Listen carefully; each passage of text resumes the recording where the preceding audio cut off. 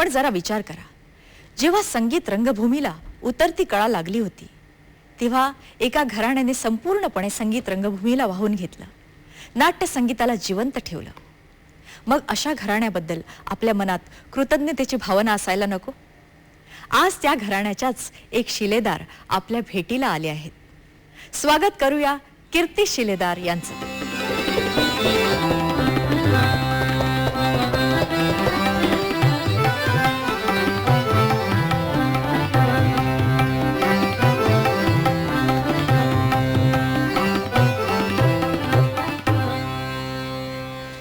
कीर्तीजी, तुमचं मी स्वागत करते M2G2 मध्ये. धन्यवाद.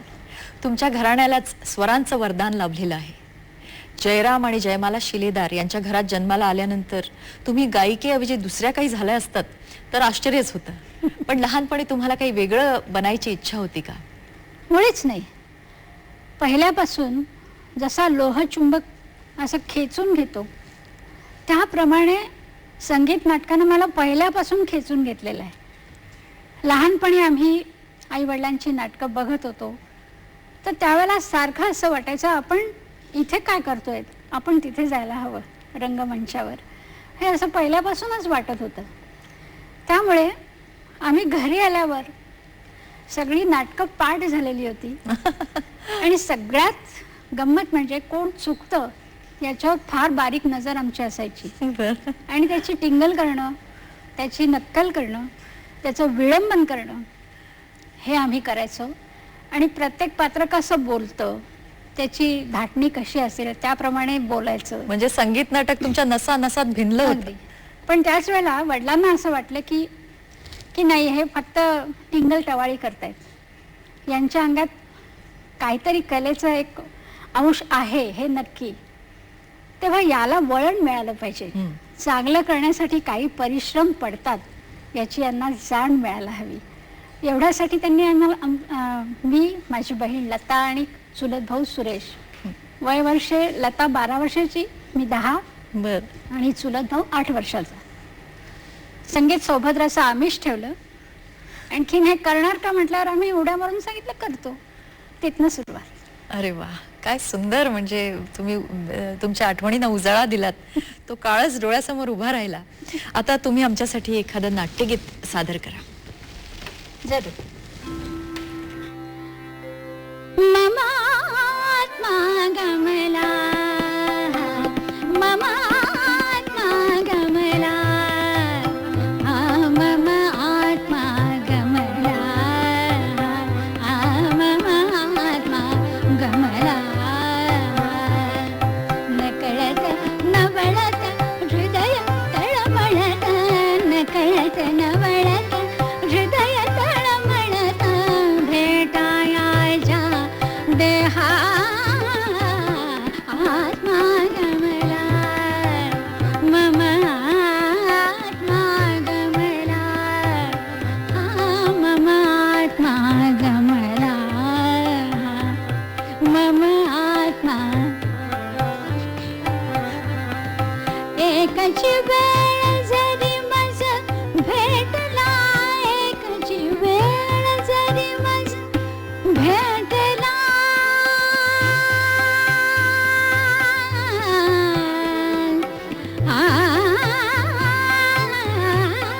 एकची वेळ जरी मज भेटला, जीव कसा वश झाला, जीव कसा वश झाला, भाव तुझा विटला, वाटे प्राण सखा आला, परतून गे हा, परतून गे हा, परतून गे हा, मम आत्मा गमला, मम आत्मा गमला, मम आत्मा गमला,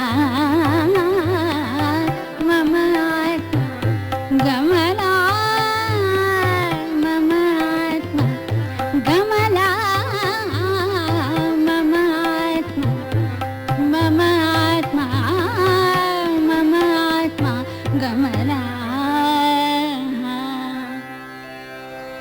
सुंदर. या तुमच्या नाट्यगीतात अभिनय ठासून भरला होता, त्यात आर्जव होतं आणि केवढी नजाकत होती. फार सुंदर वाटलं ऐकून. तुमच्या आईबाबांबरोबरच तुम्हाला विद्याधर गोखल्यांसारख्या संगीत रंगभूमीच्या पुनरुज्जीवनासाठी झटणाऱ्या नाटककाराचा संस्कार लाभला, त्याबद्दल आम्हाला काही सांगा. मला असं सांगता येईल की स्वरसम्राज्ञी ह्या नाटकाच्या निमित्तानं विद्याधर गोखल्यांची भेट झाली. त्यांनी माय फेअर लेडी पिग्मॅलियन या विषयावरचं नाटक आम्हाला जेव्हा सांगितलं तेव्हा एका गायिकेचा प्रवास हा त्याच्यामध्ये त्यांनी अभिप्रेत धरला होता आणि त्यामुळे ते भारतीय वातावरणाशी पूर्णपणे अगदी सुसंगत ठरलं. आणि त्यामुळे लावणीपासून शास्त्रीय संगीतापर्यंत अशी तिची ती मैफलीची वाटचाल आहे. हे करताना गावरान ती जी नायिका आहे तिचा उच्चभ्रू अशा समाजामध्ये ती वावरते इथपर्यंतचा तोही प्रवास त्याच्यामध्ये आहे. त्यामुळे अशुद्ध भाषा बोलणाऱ्या मैनेपासून ते अगदी शुद्ध भाषेत ती जी बोलते हा तिचा तो प्रवास आहे. तो दाखवताना अनेक मला गमती करायला मिळाल्या. आणि मला वाटतं की लेखक म्हणून विद्याधर गोखल्यांनी मला एक छान आव्हान माझ्यासमोर ठेवलं. प्रत्येक लेखक काही ना काहीतरी आपल्याला शिकवत असतो.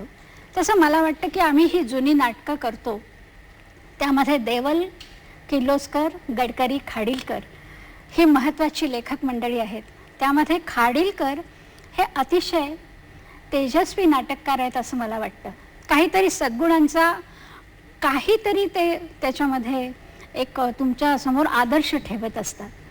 स्वयंवर नाटक आहे, त्याच्यामध्ये रुक्मिणी कशी आहे ती स्वतःला विसरून पहिल्यांदा दुसऱ्यांचा विचार करणारी आहे. हे तत्वज्ञान त्यांनी त्या नाटकामधून व्यक्त केलंय.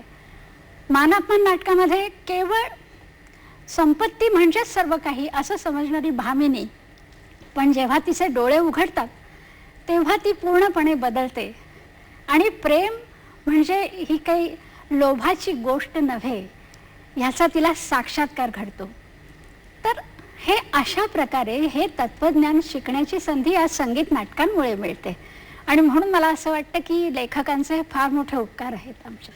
कीर्तीजी, तुमच्या आई वडिलांनी संगीत रंगभूमी जिवंत ठेवण्यासाठी धडपड केली, तुम्हीही संगीत नाटकं केली, पण आज संगीत नाटकाची गरज संपली, त्याचा काळ संपला असं वाटतंय का तुम्हाला?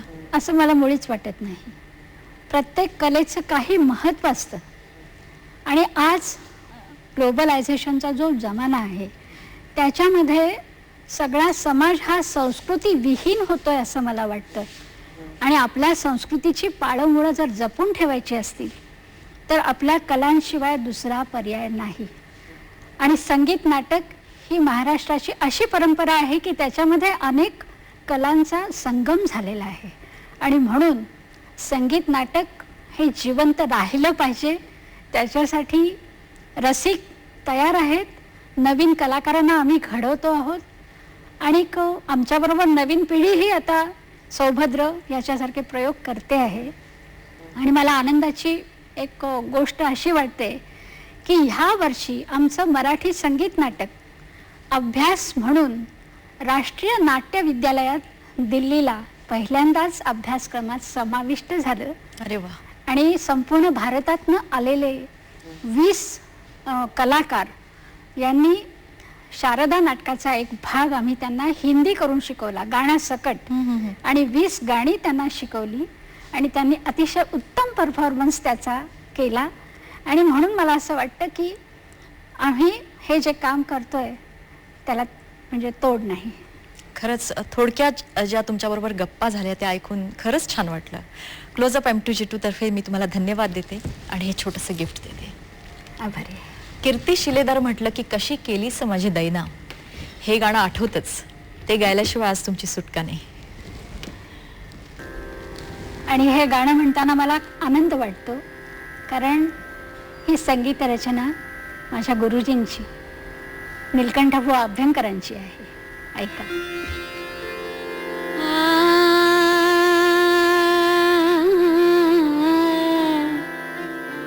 कशी केलीस माझी